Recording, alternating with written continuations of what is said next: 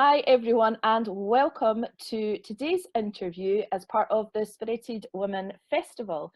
As you know, we're exploring the three archetypes of the sacred women that I have been working with and wanted to explore and discover a little bit more. So those three are creatrix, enchantress and priestess. And it's today that we're going to delve into what the priestess is all about, she who unlocks her sacred power.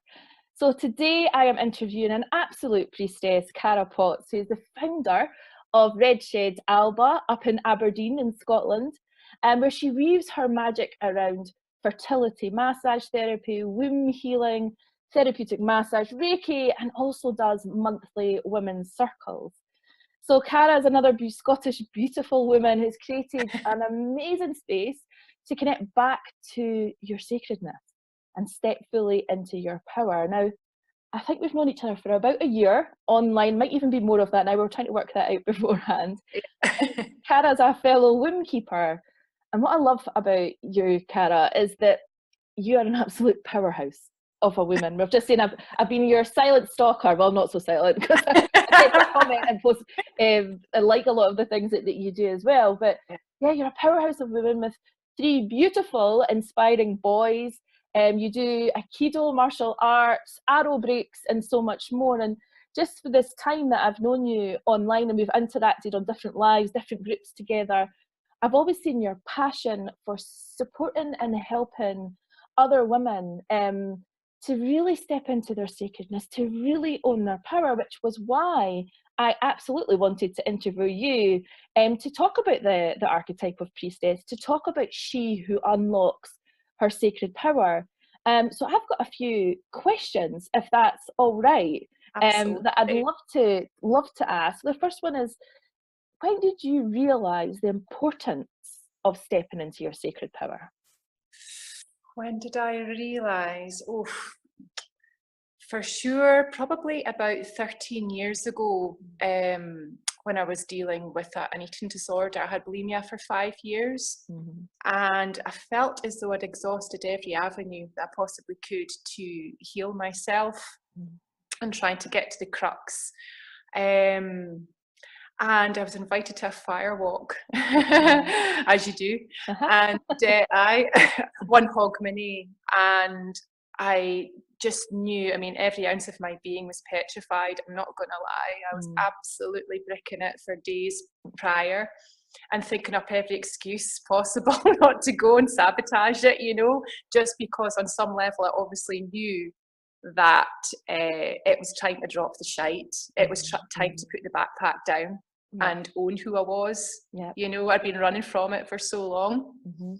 And so obviously I went to the fire walk, and I walked the fire about 3 times, and I would have to say it was probably one of the most powerful and pivotal experiences of my life. It really, really was that prayer and action, that compassion and that healing that I needed for myself to, rid myself of everything that I told myself I wasn't, and everything, that I thought that I was at the time. And so within about 4 to 5 months, I'd completely let go of being bulimic, and I put myself through Sundoor Firewalk training initiation with Peggy Dillon at Lendrick. And again, oh man, that was like one of the most powerful weeks of my life to date. And so much so that I thought I need to hold this space for other people. This is pure magic. This is alchemy. This is raw power. This is masculine and divine essence balanced, personified. It just touched so many parts of my being. And so I put myself through the training, and I'm also a firewalk instructor. We'll get that in there as well, so get that in the repertoire. And for me, that that was the pivotal thing. 2005 was the year where I went, right, no more faffing around, doll. It's time. It's time. So I love it. No more faffing around, doll. It's not happening anymore. It's just was that. It's like cut the crap, doll. Exactly. So for those of our viewers that are watching this in other countries, that means stop mucking about. Take life. Yes, thank you. I love them.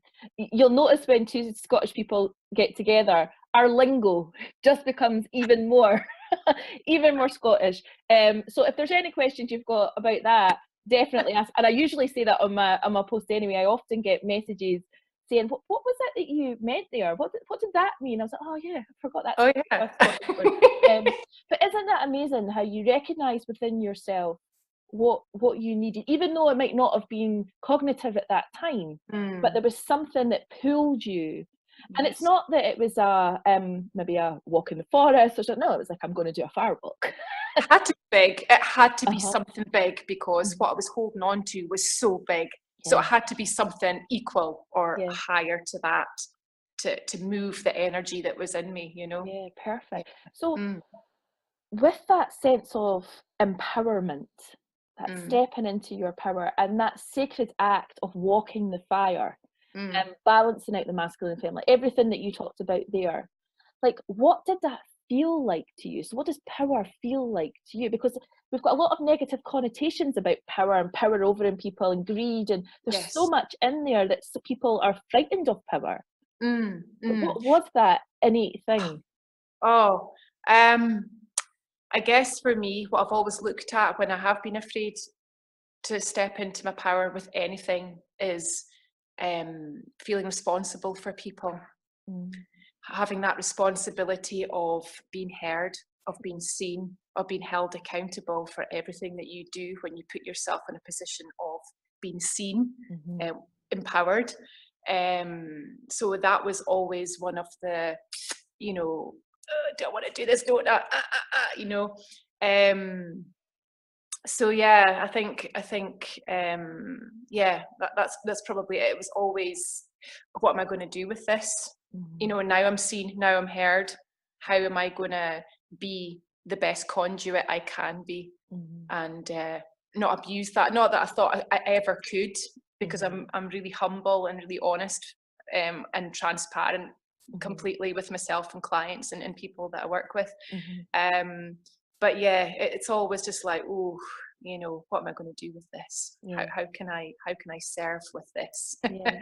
I Yeah. often find it's people that we have got that outer projection of, well, it's a head above the parapet, that mentality of going, if you put your head above, you're going to get shot down, or somebody's going to take you out, or, and I Yeah. think as well, through our lifetimes, whether you've been bullied or abused or anything like that, that sense of speaking up, that sense of being seen, being heard, Mm, can actually be very, very frightening.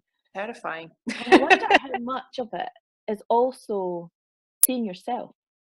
Aye, aye. Absolutely, seeing yourself. When you step in the power, you feel yourself, you see yourself, you really connect in with that, and that can be Mm. bloody scary, Oh yes. especially when you've been hiding yourself for so Aye. long, all those bits. Yeah, that's it. Absolutely, Aye. absolutely petrifying. Yeah. Isn't that often the way with stepping into your power? And it's something that I really see within the priestess aspects and archetype, is that the priestess holds that essence of taking us to the parts where we've not accepted, to the parts where we don't want to be seen. So as you say, the bulimia, knowing that you have that, knowing that that's something that you're experiencing, but perhaps not wanting to see it, accept it, own it in Yeah. that way, that I always feel the priestess takes us to those parts of us that I think that's why she gets a bit of a bad rap, the darkness Oh yeah. within Oh us. yeah. So I'd love to speak to you about, what is your perception now of the darkness? Oof, the darkness. The darkness. You feel into that. I think I'd probably be lying if I said I was 100% reconciled with that. You Mm, know, I really need to be honest with that. I still have twitchy moments of, you know, mhm, oh, you know. Um, the, the darkness for me, through the bulimia episode, um, was just my fear of looking into the light. It was not what I thought it was. It was the complete opposite. And that alone blew me away, because, you know, when I shone a light in there, when I dared to shine a light in there, all that was shining back at me was more light. You know, it was a wee cowering girl that was just frightened to turn around and look at who she was. Because you tell yourself for so long, you know, you're socialized, you're conditioned, you know, if you've suffered abuse. Yeah, that's one of the most scariest, most rewarding things you can ever do, is just actually face it. Just look at it and show up for yourself.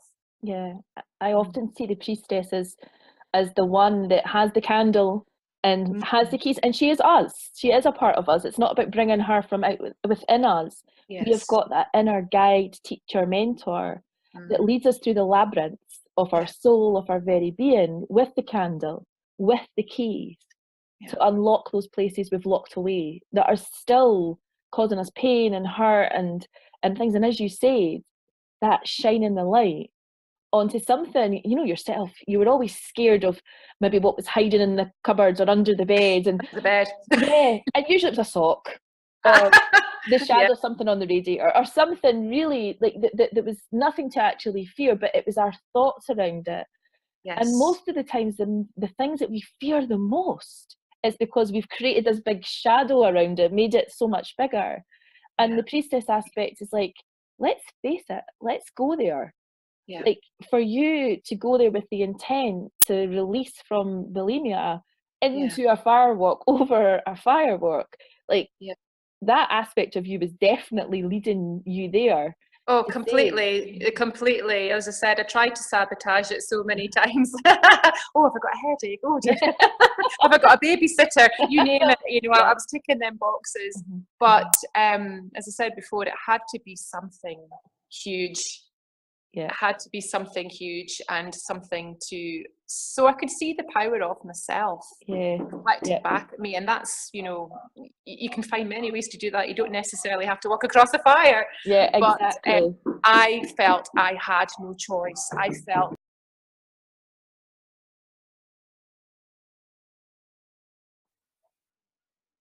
Okay, we're back. So as all these things go, somebody decided that they were going to deliver something just as we're midst our conversation. The flow. Yeah, so sorry about that, Cara. I was not giving up until These things I absolutely loved what you were saying of facing that and that experience and moving through that. What was it like to step foot on the fire, on those hot coals? That first step. That first step is the proverbial leap of faith. You know, we get that visual of the fool on the cliff just getting ready to take one step into thin air. And I had no idea what to expect, no clue at all. And it was maybe about 5 or 6 steps off. And it felt like, although I could feel the sensation under my feet, bearing in mind it was December as well, it was Hogmanay, it was the 31st of December, and the ground was frozen, so it was actually quite welcoming to step on some hot coals. You know, they were ranging from about 800 to 1200 C, so that was actually quite fine. But when I stepped off of it, it was like flicking a book of my life to date. And it was incredible. I just went, I've done it. Oh my goddess, I have done it. And it was huge. I broke down. Of course I did. It was just, this is who I am. I get it. I hear you. I get it. That's it for me. I'm done. What's gone is gone. And then I subsequently went back and walked another 2 times with someone else, and then the third round was for someone else, to walk with someone else in your heart. And it was just phenomenal. I mean, you have to try. Have you fire walked? Have you done one? I've done an arrow break, but I have not fire walked yet. Darling, you need to come up to one of my women's fire walks. or we can run Definitely. down the road, whatever. Yeah, no, we'll definitely get that organised. Do you know, it's one of those things. I know when I did the arrow break, Mm, and you had to have an intention, you had to have something that you yes, wanted to break through, and beforehand you'd obviously got to speak to the person about it before you're able to do it. sure. And I was really struggling. I was Mm, really struggling because I didn't know I was going to an arrow break. It was actually a workshop that brought in the arrow break part that we didn't know we were going to that. okay. So I knew probably about a couple of hours before, but up until then I didn't know I was going to it. I thought I Yeah. was going to this thing about changing your mindset around money and abundance. It wasn't anything like that. But when they were talking about it, um, at that moment, my daughter was 15 and really struggling with mental health and self-harming and that sort of thing. Yeah. And I could see within myself where I was self-sabotaging, self-harming very differently from the way that she was doing, but I wasn't living my Mm, fullest potential. I yeah. was sabotaging the things that I were doing. So on the arrow, I wrote her name, and it was so funny because she had recorded her playing the guitar to "Eye of the Tiger" and sang it in an acoustic version. And Nice. just when I was sitting thinking about, oh, is it that the thing that I'm wanting to break through, like to be that empowered woman, yes, for myself, but also for my daughters, Mm, mm, also for all the women that are surrounded me, and all the women that I will meet in my life, and to be that person. mm. And that the song "Eye of the Tiger" came on, and it Fantastic. was just like I was weeping, just Yeah. tears flooding, wrote that on the arrow, went straight up there. I was like, I am ready. I am ready to break through the self-sabotage, the self-harm, the limiting beliefs, like all of those sort of things. Yeah. For me, for her, for all my children. I've got 3 kids. And it was so funny because the arrow broke in 3. So when I Nice. came home, I gave Yeah. a piece of it to each of my kids. Beautiful. Because I knew I had to be the best version of myself. And there's such a energy Mm, beforehand of that sense of, I'm taking control of my life. yes. I am Yeah. responsible for my life. Yeah. The And this fire is is no different. It's yeah. exactly the same essence, exactly the Mhm. same intention. Yeah, a lot of people, because I always break the arrow before we walk the fire, Yeah. Mhm. and a lot of people say, I feel like the arrow was more scarier than walking the fire. They were like, right, bring this fire, I'm ready. Yeah, Want yeah. to smash through their arrow. It's like, Mhm. whoa. It's like, Mhm. that's the energy that gets things done. That's what Mhm. you must channel into. Yeah. Yeah. That's the flow that we talk of. Yeah, Definitely. And yeah, it's a nobody, the arrow's not giving you power. yeah, Person facilitating that is not giving you power. yeah. You draw it, you draw it up Oh from yeah.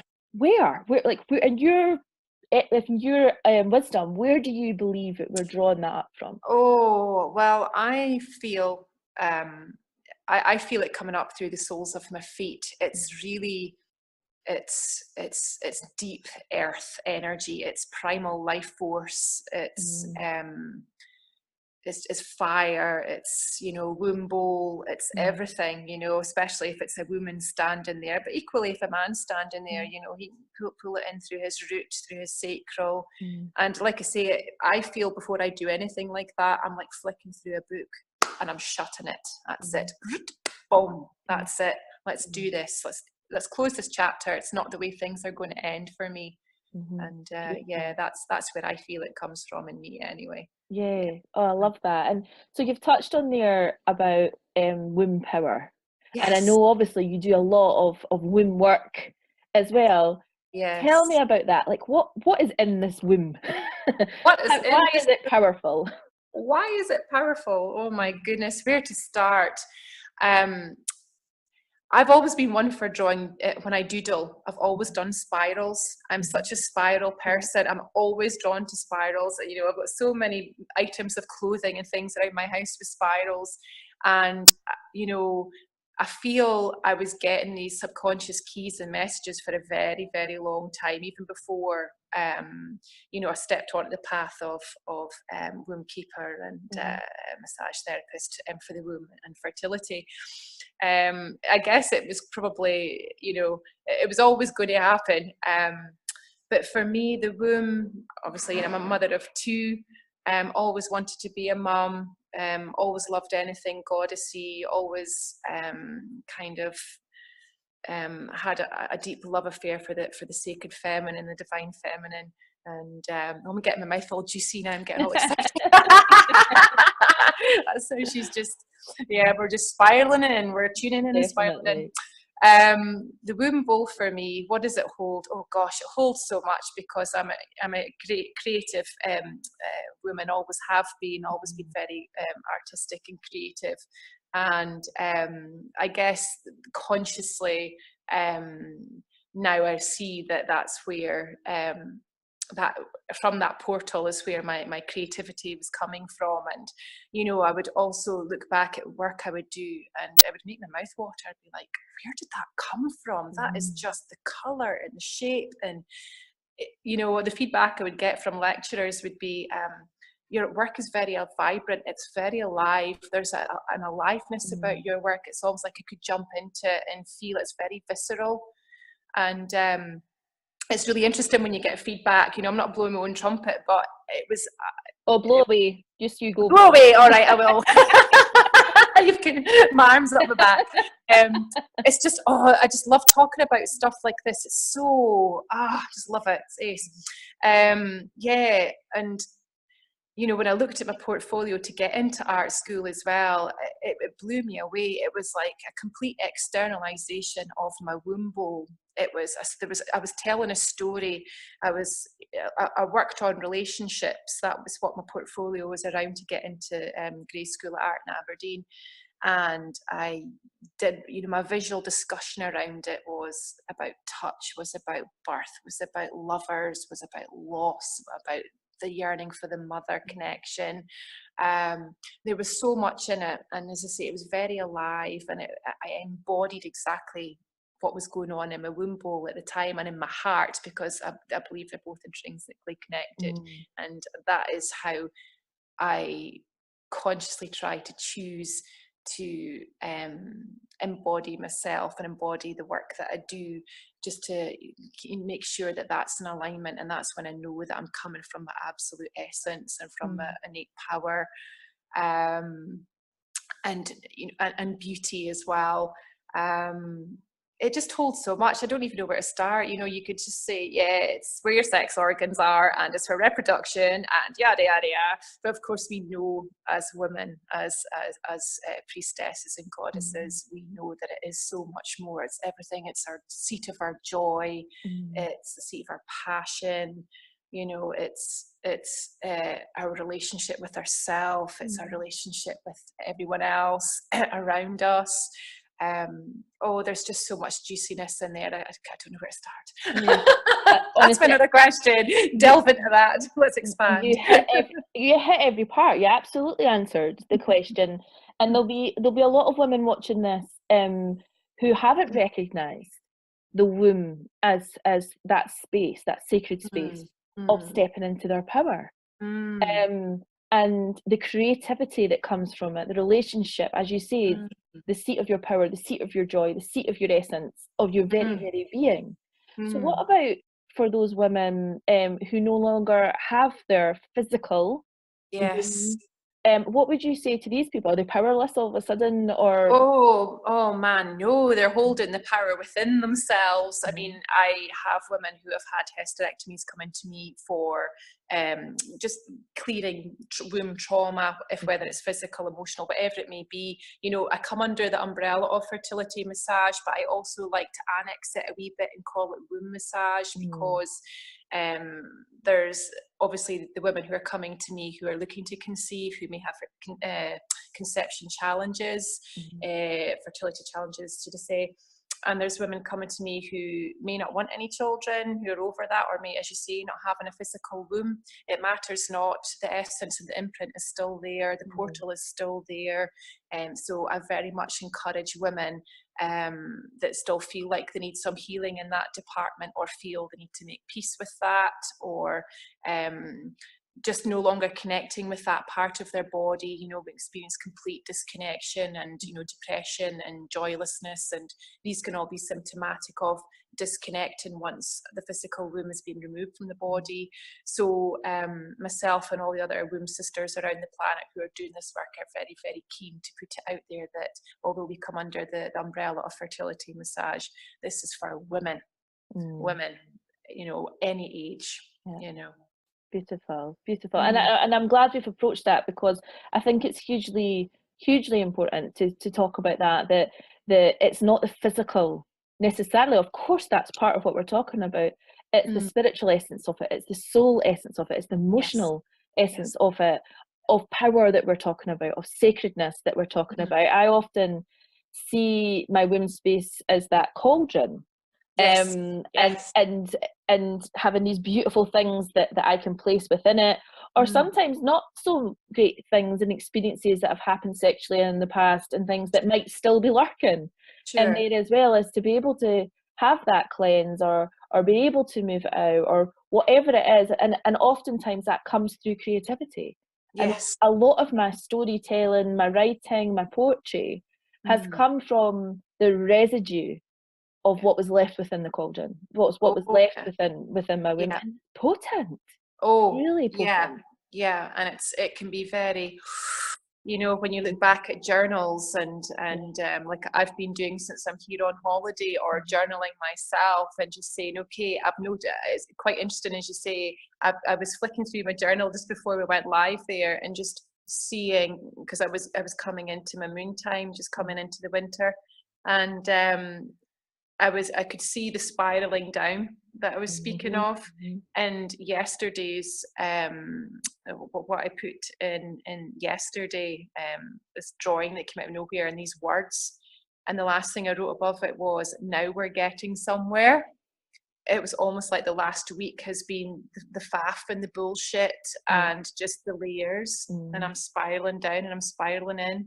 And yesterday, you know, I produced, you know, a few drawings and the words, and I thought, there we go, boom, there she is, there's the gem. And that's stuff that I need to work on. Because there's always something every month. We're going to look at something or revisit something if, you know, we're not dealing with it or we're not fully aware. So completely.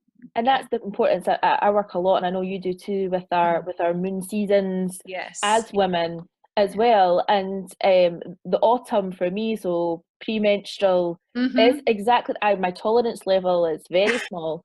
Because I want to get rid of shit. I'm not tolerating any more crap, and the things that I would maybe let go before, I'm like, no, like, we are doing this, we're clearing and cleansing that stuff within myself as well, and within relationship within myself. And again, my bleed came last night, and there's just like a real essence of it's like that sense of holding on, and then having to let go, and then letting go, and then you've got another few days of letting go. Either letting go. Is there much more I can let go of? And then it comes. My poor family, my poor boys on holiday as well, you know. And it's very similar. It's similar here. I've got 2 daughters. And we have a full home. A lot of the time. My eldest daughter has got a female partner. There's a lot of women in this house. At the same sort of time. But we really understand. We understand what's going on here. The lack of tolerance. The letting go. The tears. That we don't really understand why they're moving through. And I think a lot of people, I'd love to do some sort of study of when women feel depressed or go to the doctors for help in that way, how often are they maybe in their autumn season? Oh, it's absolutely prolific. And there's winter, deep rest. Yep, it's incredible actually, because that's just how disconnected we are now from our cycles. And that's why, I mean, I don't have daughters, and part of easing my sadness over that, I'm not going to lie, I mean, I love my boys, I wouldn't swap them for anything, but part of me wanted to try for maybe number 3, and I thought, well, we can't guarantee a girl, so we ended up getting a female dog. As you do. I've got Ruby's my 4-legged daughter, as far as I'm concerned. So yeah, I just saw the real need when I had the aha moment about my cycles, when I finally got to grips with why I'm feeling the way I am every single month. You know, only took like 10 years for the penny to drop, but better late than never. But now that it has, this is something that we talk about in the once a month Red Shed women's circles, or the workshops that I do periodically for women who want to work with their cycles and understand what our body's trying to communicate to us when we feel imbalanced. And you're absolutely right, just to get back to what you were touching on, when women are coming into their autumn, that is you know, that's when they're going to feel the most depressed, the most dark. But guess what? In a way, you kind of are, because that's your driver for change. Exactly. And you can either go against it and medicate it away, or you can be brave and listen, go in. And that's the priestess part, isn't it? Like, I know my inner priestess was the one that navigated me towards understanding my cycles. Absolutely. Because, yeah, I mean, empowerment. Had to go through it to know it from the inside out. Totally, and it's a big, massive part of our life that happens for the majority of women. And the thing is, empowerment to me is know thyself. True power is knowing myself, accepting myself, and loving the aspects that are in there. And I think we spend a lot of time hating our cycles, seeing it as an interruption into our lives, of wanting to plug it away. And actually not seeing the power within it. The power of, I mean, depression, I've always said depression is deep rest. Absolutely. That where you just want to switch off. We have it in winter seasonally. We get to seasonally shift every single month into the different seasons of our being. And it's hugely powerful. I run my business like that. I know you do so much around that as well. And it's something that desperately needs to be talked about. Oh, do you know, it's, you know, and just to touch on that as well, you know, for maybe 5 years, I was booking workshops, and every time it would land on my period, or just about, and, you know, before it actually clicked that, Cara, this is just not the way to go about this, because you feel absolutely depleted. I feel resentful. I've been seeing my clients one-to-one, as well as trying to organize a workshop and holding that space for like 8 or 9 hours, and you know what's involved running workshops. And I thought, why are you doing this? And you know, and just taking a note out of Lisa Lister's book, you know, when I read Code Red, I was like, yeah, right, okay, so that week I know I'm going to bleed because I'm clockwork, give or take 1 or 2 days. You know, as you hit 41 in your 40s, you know, things can get a little bit choppy changey, a day or 2 here. And but yeah, I now I'm able to look at my diary when I'm booking in clients, and okay, realistically I can't take 5 days off because I'm self-employed. You know, I don't have that luxury. I know you know what I'm talking about. But you know, I'll maybe book them in on day 3 or 4 when I'm not so heavy, and book, you know, just book them in at the end of the week, or you know, and the same with organizing workshops. Where is my cycle on this workshop? Oh, that's fine. That I've stopped bleeding. Then yes, I can. You know, that's just the way. It can't be any other way now. I have to embody this because I'm teaching it, and it actually is an act of self-love. And I would love all bleeding women to know it's actually an act of self-love. It's not being arsey. You're not saying, like, I can't work today, I'm on my bleed. You know, it's not being exclusive. It's about a really deep honouring of where your energy's at. Because let's face it, are we any bloody use to anybody? We just want to cry, eat chocolate, and hide, you know, and be internal.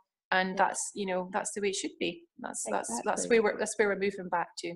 Well, that's the part when we come in. That's the wisdom part. We get to be with ourselves. We get to be with our bodies. We get to be with our knowing, our understanding, our wise one, in the winter of our season, and listen and lie on the ground and feed ourselves what it is that we need in it. If that's chocolate and red wine, or if that's a drink of cacao, water, like whatever. You know what I mean? It's like, we get to have that on, like, really on in that space, and when we bring in that ceremony rich essential into our everyday lives, because it's part of our everyday lives, our seasons. And I know myself, when I'm in my spring or summer and within the season, I'm so much more sociable, Oh so yeah. much more want to chat and things like that. Yeah.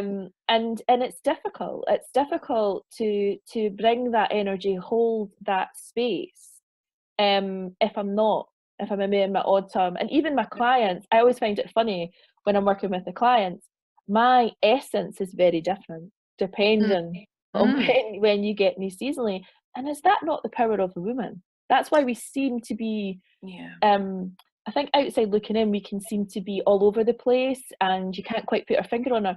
But to be honest, it's absolute bullshit. When I Yeah. started tracking my cycle over a 3-month period, I was shocked at how cyclic I actually am. I would like sort of day 18 or day 23, 24. I'd be, I wasn't feeling like this last month. And I was only writing 3 or 4 words every single day for a 3-month period. I would look at that day the month before, bang on exactly the same words. Yeah. The month before that, bang on exactly the same words.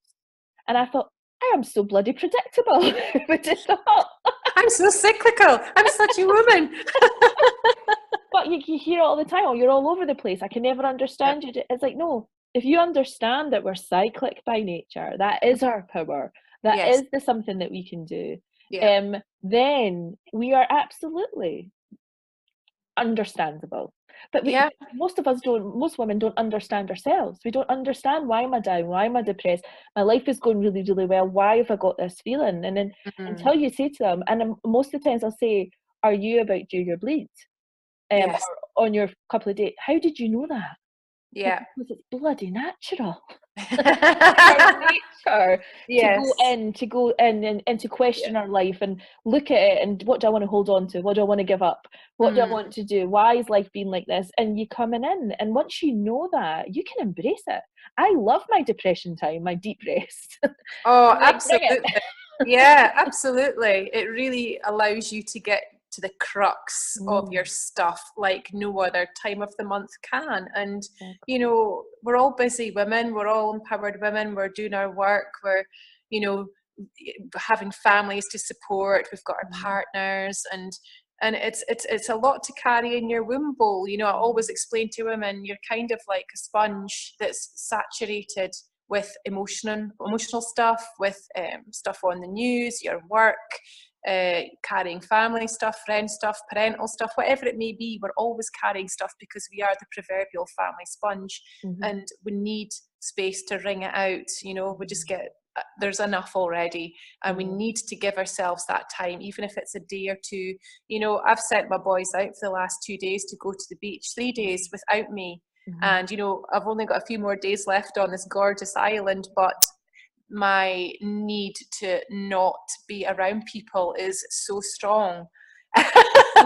And my need just to bleed, just to free bleed as well, and just have a towel and lie on my lounger on our balcony and not see a soul, not speak to a soul. I crave alone time.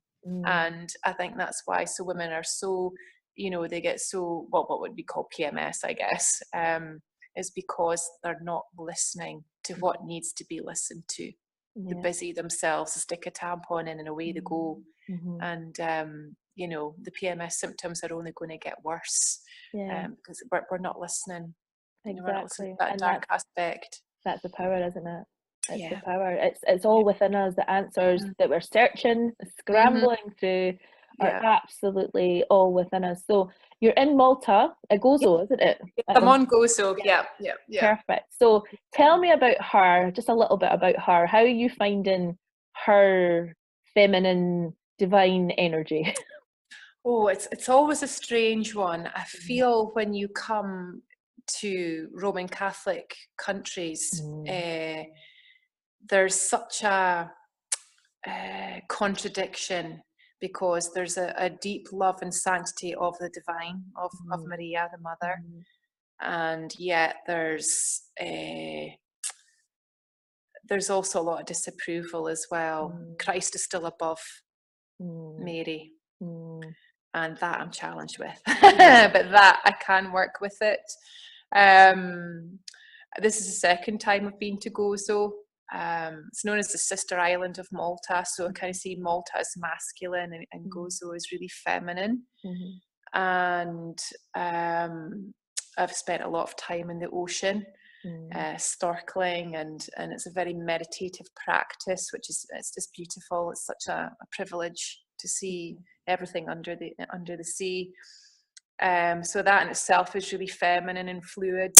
And yet there's so many shrines everywhere, how people choose to embody the Madonna in their gardens. There's altars everywhere. And the one particular shrine that I visited a few days ago, had quite an incredible experience. Literally a Madonna shrine in the middle of a field.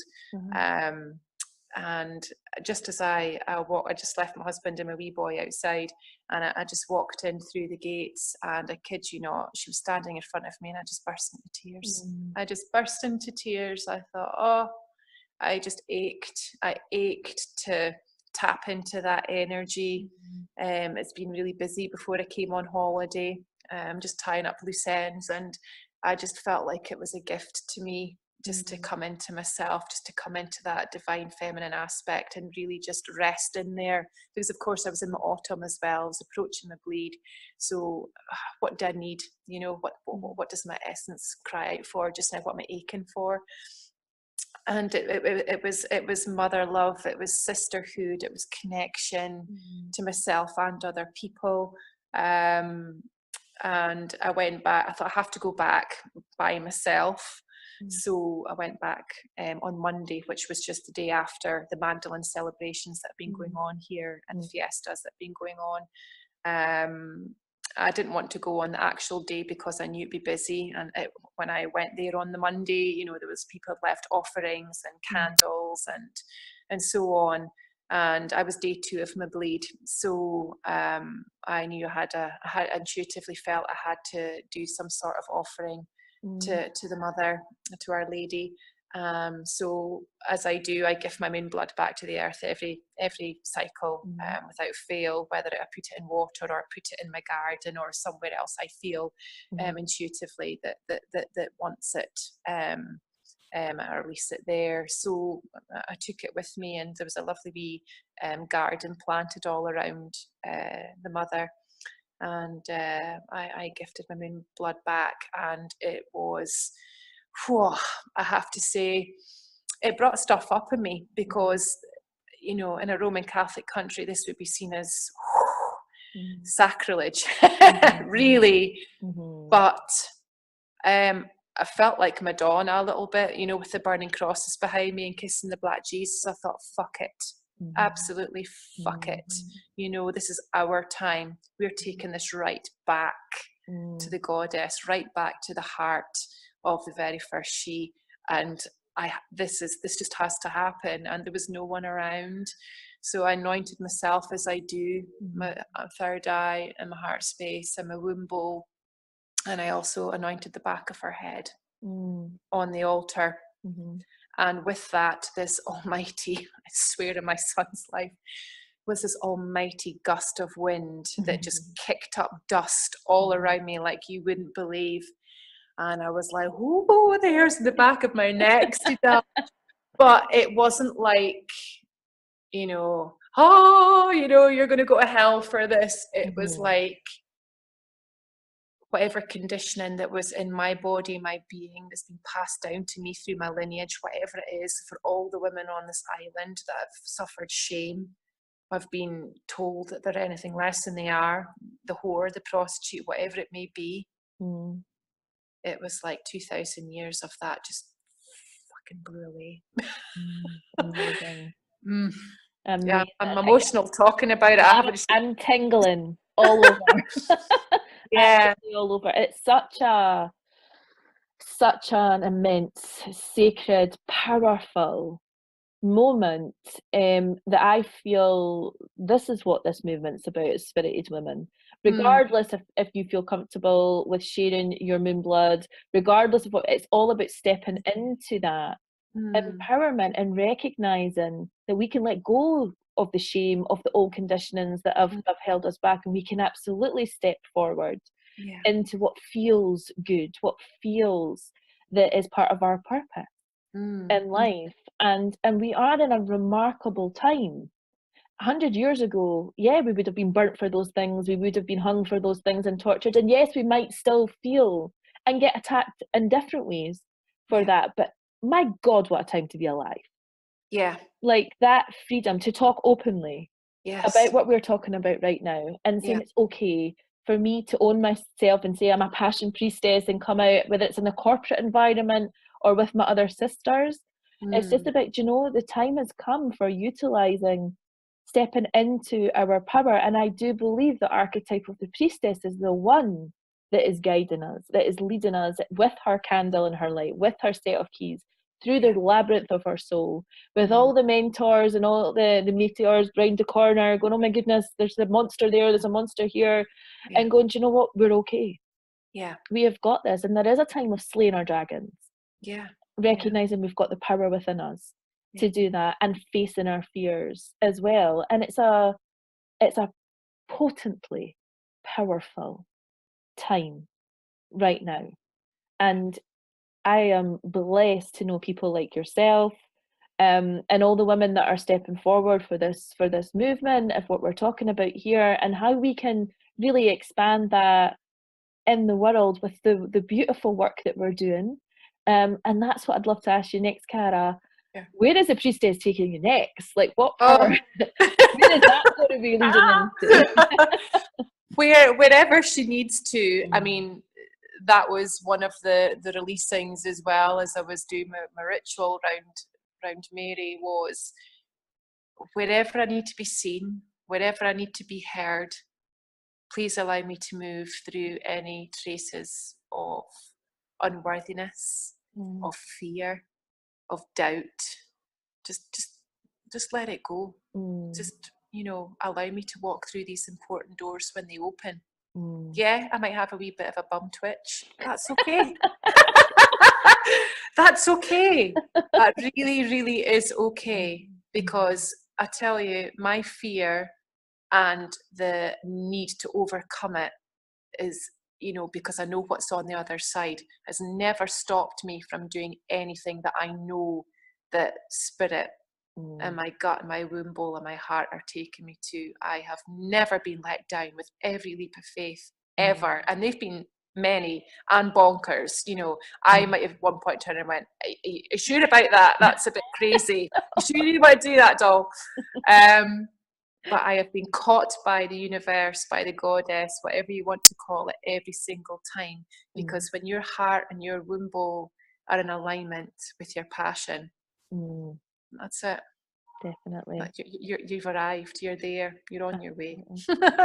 Well, thank you so much. Thank you for showing up today, and for this amazing chat and sharing your experiences. Oh, you're welcome. As well. It's really beautiful to have that, and thank you for the work that you're doing. And I love the work you're doing. We're just beautiful mirrors of each other, aren't we? We certainly are. We certainly are.